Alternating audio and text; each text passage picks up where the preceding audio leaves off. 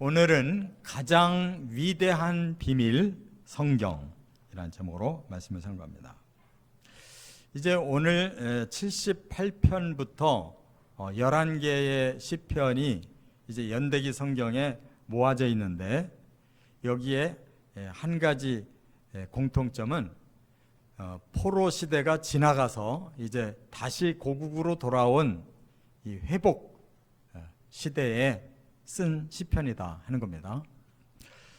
그들이 죄를 짓고 급기어 이제 하나님의 징계로 두 나라가 다 망했어요. 북이스라엘, 남유다 다 망하고 적어도 70년 이상 이렇게 고난을 외국에서 받다가 1차, 2차, 3차로 이제 고국으로 돌아와서 회복을 합니다. 이 사람들의 심정이 어떨까요?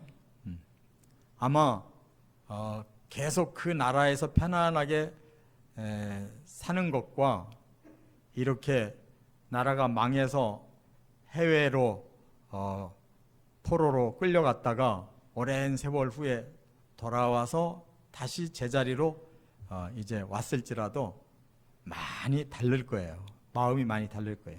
그래서 오늘 이 시편의 내용을 보면 정말 이제는 다시는 죄를 범하면 안 된다. 우리는 이제 완전히 변화되어 새롭게 시작해야 된다라는 것을 강조하는 그런 말씀이에요. 너무 내용이 길어요. 무려 72절이나 있어요. 도대체 무슨 말씀을 하셨을까? 참 궁금한데, 본래 이 지금 78편이 오늘 새벽부터 시작이 됩니다. 그런데 1절부터 8절을 새벽에 해야 될 거를 일부러 제가 낮 예배로 뒤로 늦추고 9절부터 17절을 먼저 했어요. 그 이유는 지금 1절부터 8절이 워낙 중요해요. 새벽에 몇 명 안 나와요. 그래서 더 많은 성도들이 더 중요한 걸 들어야만 된다라고 생각해서 제가 이 낮 예배에 1절부터 8절을 상고하는데, 이 시편 78편의 주제는 뭐냐? 하나님의 성경으로 돌아가서 우리의 과거에 어떤 죄를 지었는지를 깨닫고 회개하고, 그리고 마지막에 메시아를 보내실 때 그 메시아를 통해 구원받아야 된다. 이게 바로 시편 78편의 주제예요. 그래서 1절부터 8절은 성경에 대해서, 그 성경은 놀라운 가장 위대한 비밀이 담겨 있다. 이거 깨달아야 된다는 거예요. 그리고 또 9절부터 무려 64절까지는 그 이스라엘의 역사 전체를, 모세 시대부터 포로돼서 망하기까지 그 시대 전체를 보고 너희들이 도대체 어떤 죄를 지었는지 다시 한번 훑어보자. 얼마나 많은 죄가 있겠어요. 그 중에 대표적으로 뽑아서 쭉 죄를 나열하고, 너희들이 이 죄를 다시 짓는다면 다시는 구원 없다는 거예요. 그래서 철저히 회개하고 다윗의 자손 메시아 보낼 거니까 그 메시아를 통해서 구원받아라, 그 말씀이에요. 할렐루야. 그렇다면 바로 그 메시아가 누구냐? 예수 그리스도거든요. 구약시대가 마감되고 한 400년 공백기간이 지난 다음에 메시아가 오셨는데 그분이 예수님이에요. 그래서 우리는 이제 그 성경의 그 비밀의 흐름을 여기서 깨달아야 된다는 거예요. 하나님이 어떤 비밀을 가지고 계획하시고 이끌고 가시는지 깨달아야 된다는 거예요. 자, 오늘 말씀을 세 가지로 상고합니다. 첫째, 1절과 2절에는 성경의 탐구가 중요하다. 성경은 그냥 아는 게 아니다. 탐구해야 안다. 이 중요성을 밝히고 있어요. 1, 2절 같이 한번 읽겠습니다. 내 백성이여, 내 율법을 들으며 내 입의 말에 귀를 기울일지어다. 내가 입을 열어 비유로 말하며 예로부터 감추어졌던 것을 드러내려 하니. 여기서 중요한 건 뭐냐? 예로부터 감추어졌던 것이 있다. 근데 이제 드러내겠다. 바로 하나님의 말씀이 담겨 있는 성경은 예로부터 감춰져 있는 뭐가 있었다는 거예요. 이 비밀. 그게 과연 뭘까? 우리는 그걸 깨달아야 되는데, 깨닫기 위해서는 여기 보니까 뭐라고 말씀했냐면, 감추어졌던 것을 드러내려 한다라는 요 비밀을 알아야 된다는 거예요. 감추어졌으면 감추어진 게 비밀인데, 이 비밀을 어떻게 해야 우리가 아냐? 하나님이 드러내셔서 안다는 거예요.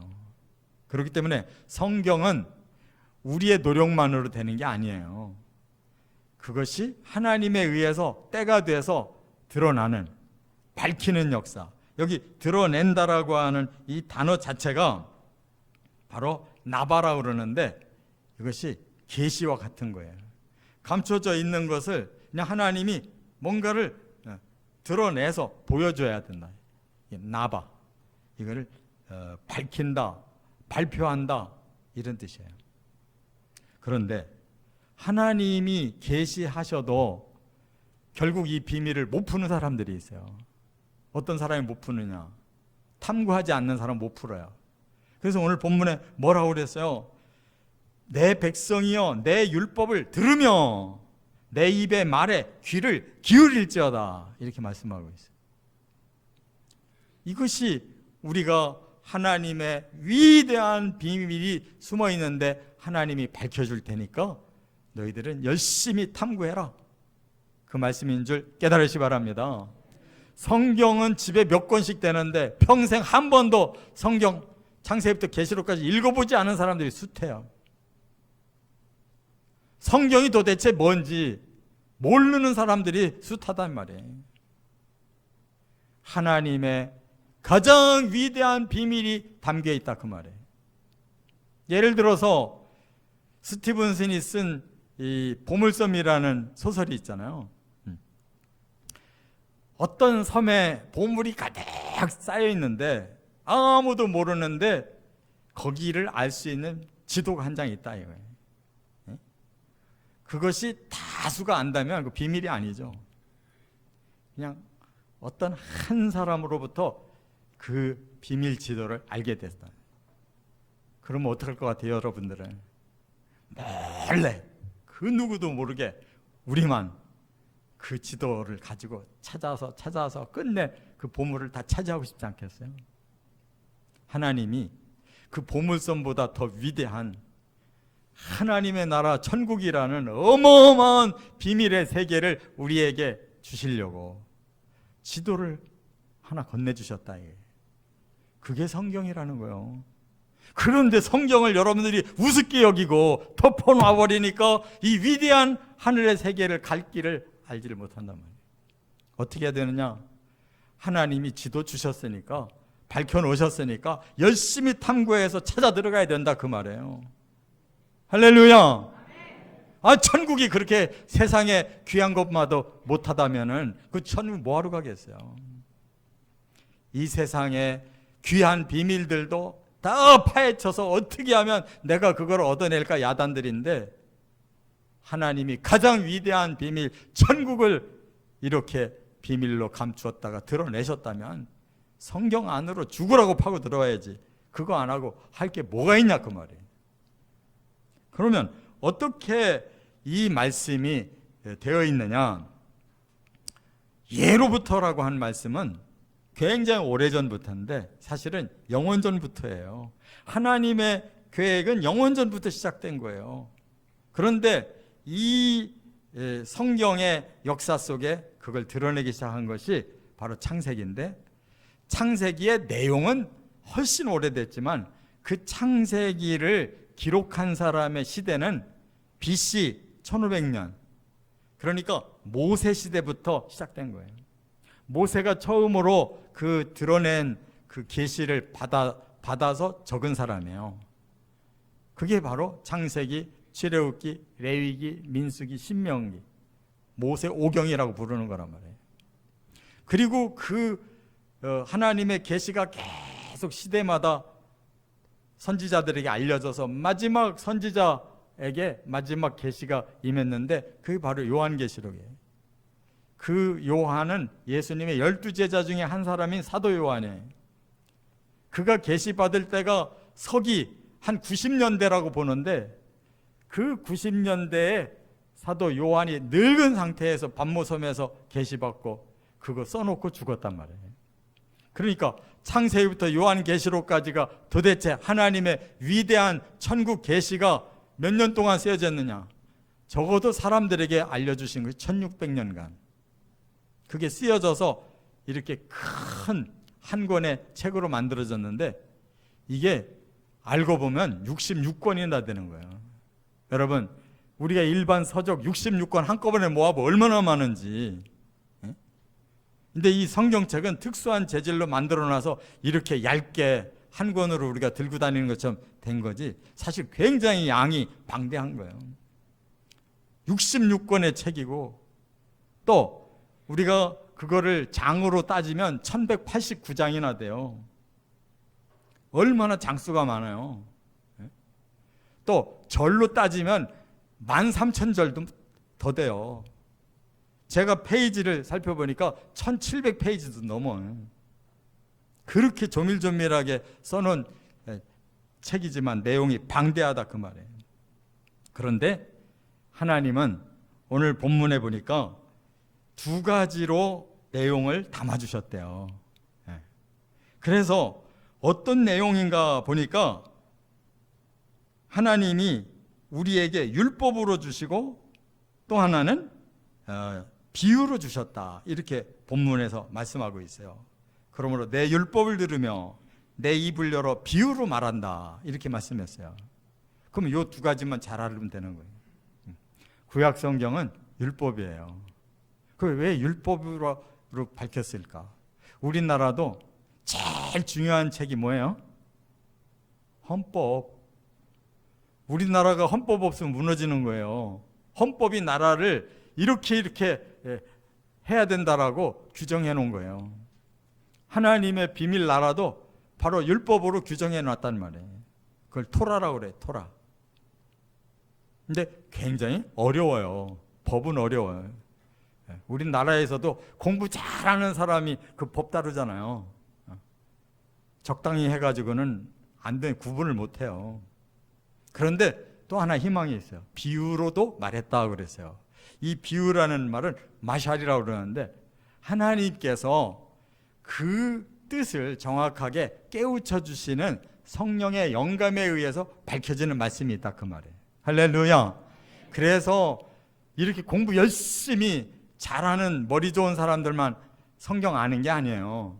잘 몰라도 영이 살아있는 성도들에게는 비유로 된 말씀이 그에게 적용되는 진리로 깨달아진다는 거 믿으시 바랍니다.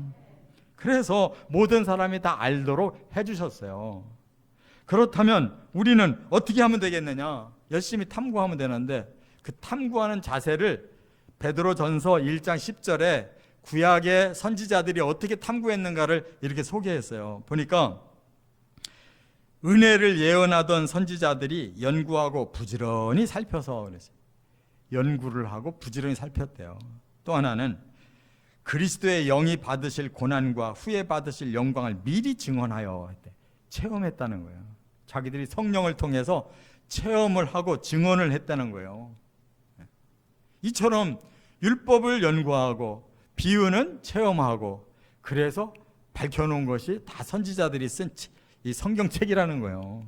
그럼 우리도 똑같이 연구하고 성령으로 깨달아야 이 성경이 풀린다는 거 믿으시 바랍니다.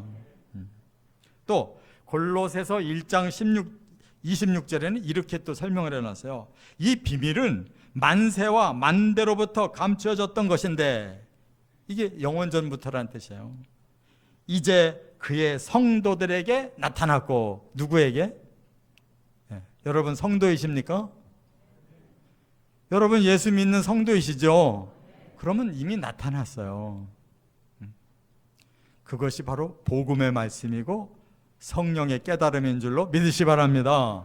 구약시대에는 율법이라 힘들었어요. 그래서 예수님이 다 풀어놨어요. 복음으로. 그러니까 복음을 읽으면, 복음만 연구하면 훨씬 빨리 하나님 나라의 위대한 비밀을 깨닫는다 그 말이에요. 그리고 구약시대처럼 특별한 사람에게만 성령이 임해서 깨우치는 게 아니에요. 이제는 모든 믿는 자들에게는 다 성령이 임해서 깨우쳐 주시고 아예 함께 살고 계시다 그 말이에요. 할렐루야. 그런데 뭐가 문제냐고. 문제는 우리에게 있는 거잖아요. 연구 안 하거든. 성령의 깨달음이 없거든. 내 마음대로 살려고 하니까, 내 지식으로 살려고 하니까 안 되는 거예요. 그것부터 돌이키시기를 바랍니다. 두 번째, 3절부터 6절. 성경의 핵심이 중요하다는. 성경은 너무너무 방대해. 연구하고 깨달아야 되기도 하지만 방대한 거 다 알 시간도 없고 알 능력도 없어요. 그래서 하나님이 요점 정리해 놓으셨어요. 자, 오늘 본문 4절을 같이 읽겠습니다. 우리가 이를 그들의 자손에게 숨기지 아니하고 여호와의 영예와 그의 능력과 그가 행하신 기이한 사적을 후대에 전하리로다. 하나님이 숨기지 않고 다 핵심을 요약해서 주셨으니 그것만 너희들이 잘 깨닫고 그것만 다음 세대까지 전해라. 그랬어요. 그럼 뭘 전하느냐? 여호와의 영예와 그의 능력과 그가 행하신 기이한 사적이다 그랬어요. 이게 핵심 단어란 말이에요. 하나님은 영예로우신 분이에요. 위대하신 하나님을 만나시기 바랍니다. 그 위대하신 하나님 못 만나면 소용없는 거예요. 성경을 통해서 하나님은 위대하십니다라고 깨달아야 되는 거예요. 그 다음에 하나님의 능력, 하나님은 전능하십니다 라고 깨달아야 된다 그 말이에요. 그게 핵심이에요. 그 다음에 하나님이 하신 사적 그랬는데 사적이 뭐냐? 그게 원어를 보니까 그것이 창조라는 뜻이에요. 하나님이 이뤄놓으신 창조.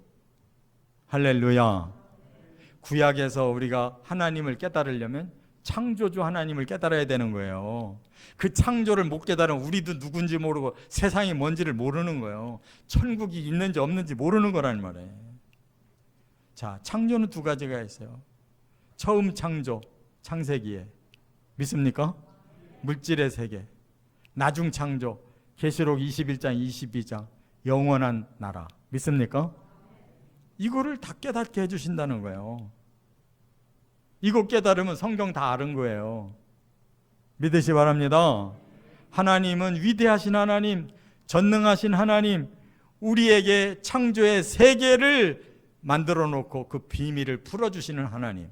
그러면 성경 다 통달된 거예요. 자, 그것을 우리만이 알지 말고 그 다음 세대에게 또 넘겨주라는 거예요. 그래야 그 사람들도 그 세계를 믿고 바라고 구할 거 아니에요. 또 하나가 있어요. 여기 보니까 5절에는 뭐라고 말씀했는가 하면 증거하고 그 법도를 세우고 또 명령하셨다 이렇게 말씀하고 있어요. 자, 그것을 이미 하나님이 주신 이 세계를 우리는 어떻게 해야 되느냐? 증거해야 된다고 그랬는데 이 증거라는 말은 에두트라고 그래요. 내가 먼저 체험하고 그러고 말해주는 거예요. 그걸 다른 말로 하면 간증이라는 거예요. 어떻게 전해야 되느냐? 내가 체험하고 간증으로 전해야 된다는 거예요. 할렐루야. 나는 못 믿겠는데, 나는 체험 없는데 성경에 이렇게 써 있으니까 너희들 한번 들어봐 이래가지고 되는 게 아니라는 말이에요. 우리가 먼저 체험하고 그걸 간증하는 거예요. 그리고 법도라는 것은 이미 율법으로 세워져 있는 거 우리는 그대로 받아들이는 거예요. 말씀을. 명령, 사명이에요. 우리에게 주신 사명을 그대로 순종하면 되는 거예요. 할렐루야. 지금 성경 다 풀었어요. 이 두 절에 바로 성경의 핵심이 다 들어있는 거예요. 그 하나님의 창조의 세계를 우리가 체험했는데 우리까지만 알면 안 된다는 거예요. 우리가 체험한 걸 어떻게 해야 된다? 전해야 된다는 거. 그대로 전하라는 거예요. 여기까지가 하나님의 뜻이에요. 우리가 안 전하면 다음 세대는 구원이 없어요. 믿으시 바랍니다. 이게 성경의 핵심이에요. 그래서 예수님께서 이 오늘 시편의 65절부터 72절이 바로 메시아를, 다윗의 후손 메시아를 보내서 이 구원을 이루리라고 말씀했는데 그분이 바로 예수 그리스도로 이 땅에 오셨어요. 오셔서 이 핵심을 뭐라고 했냐면 천국 복음을 전파하시며. 체증이 다 풀려요. 예? 구약은 뭐 어려운 단어로 막 말씀했는데 신약은 예수님이 마태복음 4장에 보니까 뭐라고 그래요? 천국 복음을 전파하시며. 이걸로 다 끝난 거예요. 우리도 천국 복음을 믿고 전파하면 되는 거예요. 할렐루야. 이 비밀을 예수님은 확실하게 아시기 때문에 딱 두 글자로 끝냈단 말이에요. 천국 복음 전파. 어쩌라는 거예요? 네? 여러분 천국 복음 믿으십니까? 네. 천국 복음을 전파하고 있습니까? 네. 그럼 된 거예요. 성경이 어려운 것 같아도 알고 나면 쉬운 거예요. 그래서 바로 천국 복음을 사도 바울은 뭐라고 그랬냐면 믿기만 하라고 그랬어요. 로마서 1장 16절에 이 복음은 모든 믿는 자에게 구원을 주시는 하나님의 능력이라. 선민 유대인도 이방인 헬라인도 믿기만 하면 다 똑같이 구원받는다. 이 위대한 선포를 한 것인 줄 믿습니다.